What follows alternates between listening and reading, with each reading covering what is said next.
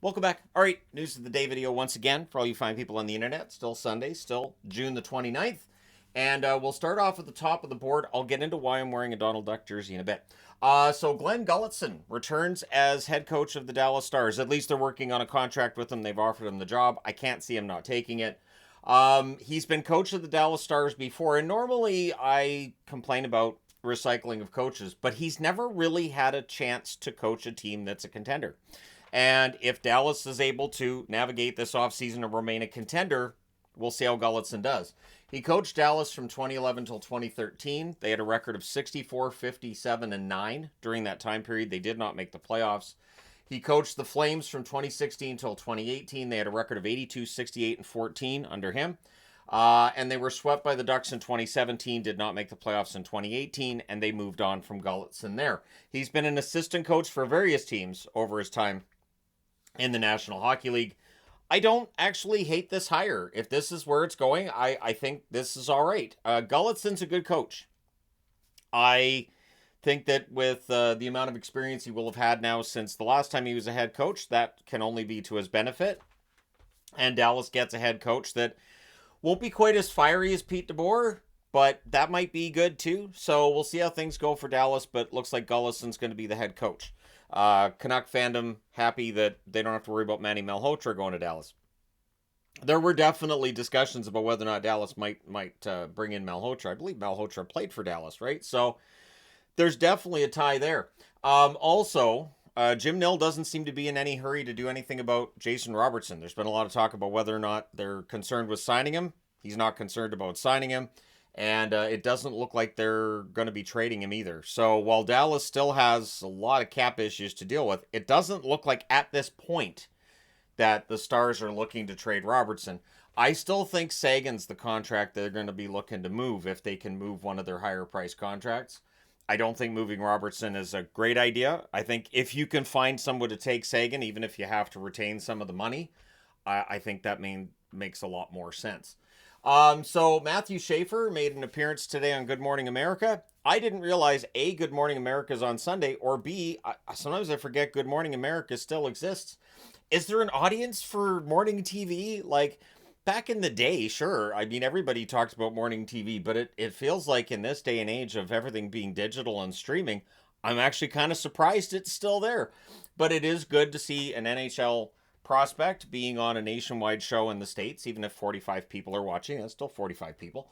But at any rate, yeah, Schaefer, the number one draft pick, getting a lot of attention. Of course, McKenna next year is seen as this massive star already, and you're using the word generational when it comes to McKenna.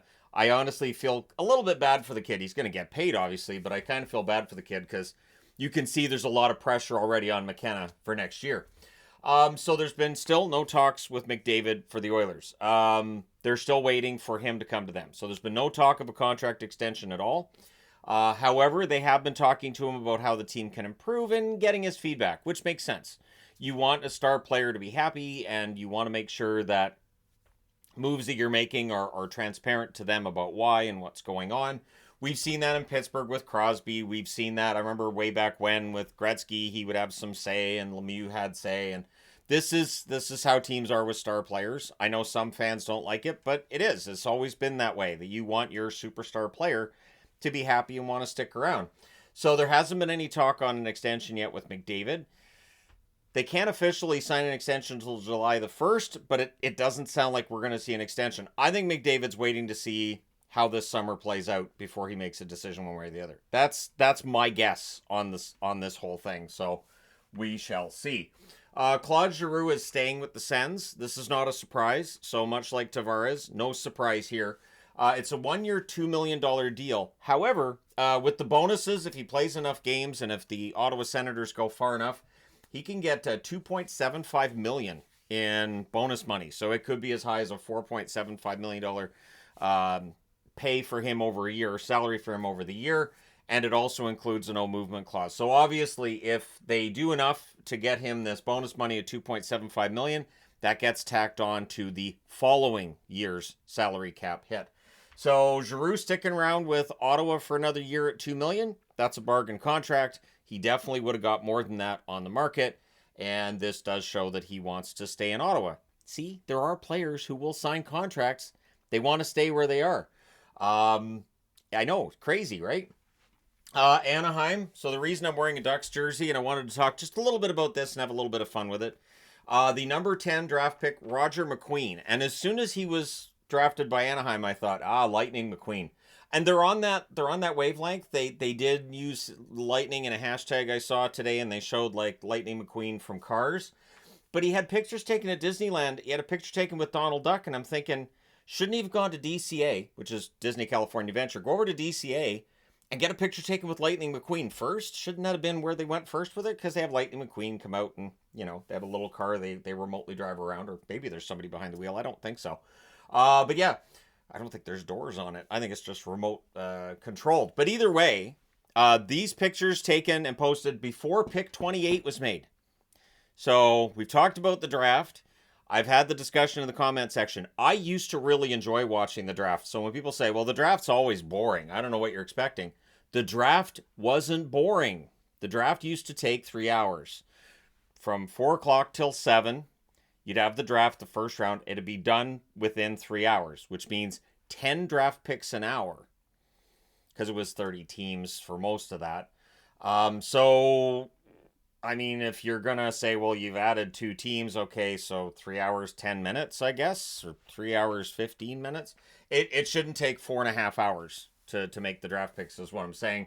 And the fact that McQueen had pictures at Disneyland before the first round's done. I understand how close LA is to Anaheim, but still, it just feels weird that was still going on while he's hanging out with Donald, so thus the Donald Duck jersey being worn. And many thanks to the subscriber who did send this. I think this is actually from Disney World, but it works.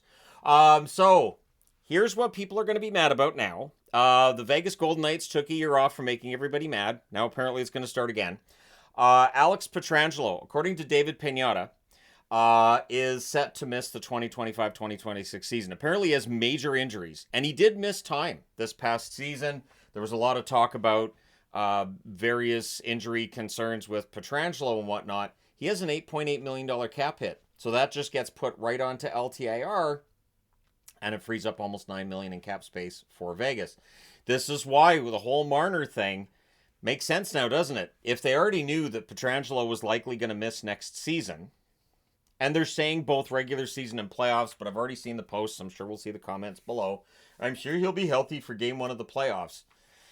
Returning for game 1 of the playoffs doesn't mean you're healthy. But this would be the last year that you have a loophole there where the salary cap doesn't count in the playoffs. The salary cap will count in the playoffs starting with the 2026-2027 season. So I expect there will be very rational reactions to this and a lot of well-wishers that Pietrangelo feels better after his surgeries, because what David Pignata is revealing is that it could be multiple surgeries. So Pietrangelo's career could be done. I mean, we're talking about a season, but if it's major injuries and all this could be career-threatening. Think along the lines of Torrey Krug last summer with St. Louis, and now Krug's apparently not returning for next year either. So with that $8.8 million in cap space, that definitely helps with the pursuit of Marner. But here's the problem. So Toronto's looking to do a sign and trade with the Vegas Golden Knights, right? And maybe before this video goes live, maybe it's already been done. But what Elliot Friedman's reporting is that the Vegas Golden Knights could be gone after by the Toronto Maple Leafs for tampering in the event that he signs there as an unrestricted free agent. So if they sign him and trade him before July 1st, if Vegas parts with assets to pick up Marner's rights and officially sign him there, no harm, no foul. But if he signs there as an unrestricted free agent in a couple of days, Toronto could go after him.